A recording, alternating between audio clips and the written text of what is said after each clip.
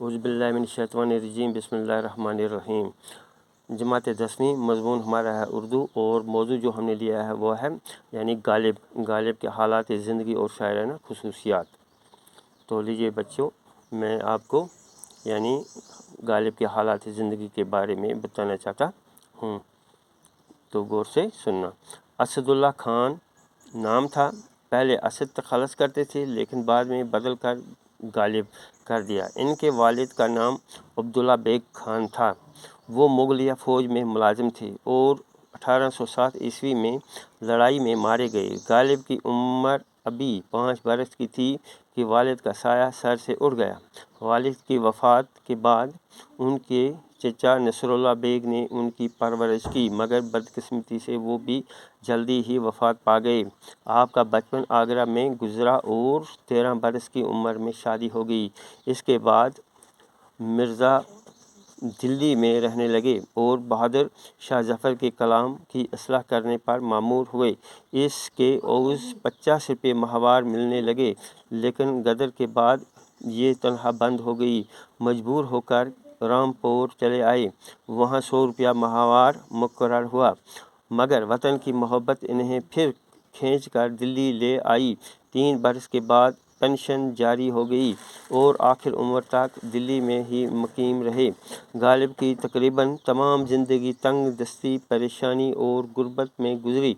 कलकत्ता, लखनऊ और रामपुर का सफ़र किया, लेकिन उम्र भर फारिग गुलबाली नसीब न हुई। मिर्ज़ा ने 15 फरवरी 1869 ईस्वी में इंतकाल किया।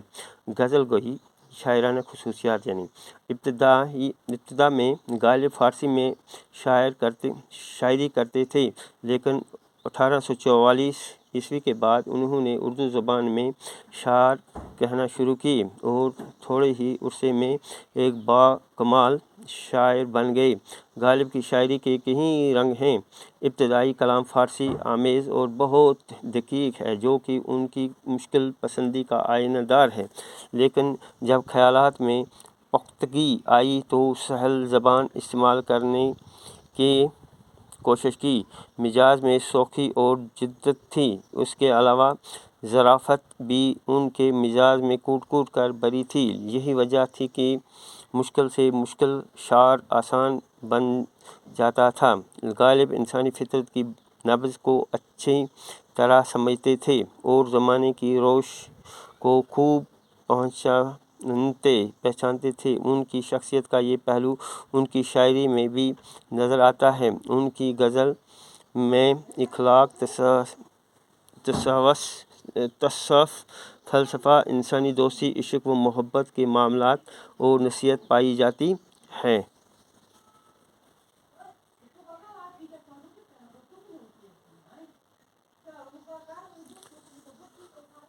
ज़बान व बयान नहायत दिलकश और पाकीज़ा है।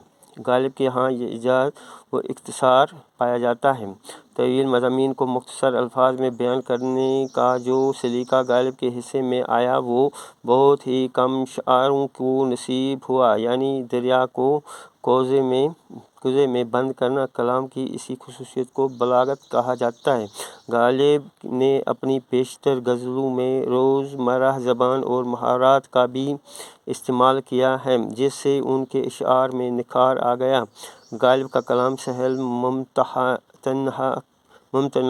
मुमतना की एक आला खुसूसियत का हामिल है। वो बात को इस कदर आसान अंदाज और सादा पैरवे में बयान करते हैं कि सुनने वाला समझता है कि वो भी इस तरह बात कर सकता है, मगर जब करने में बैठता है तो आजिज़ आता है। गालिब की शायरी से उर्दू में फ़िक्र व फ़लसफ़ा की बाकायदा शुरुआत हुई।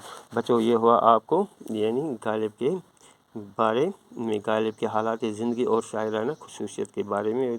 तो बच्चों, इसको गौर से सुनना और उसके साथ साथ अपनी कापी पर लिखना भी और दर्ज भी करना। बाकी वस्सलाम, शुक्रिया, अस्सलाम वालेकुम।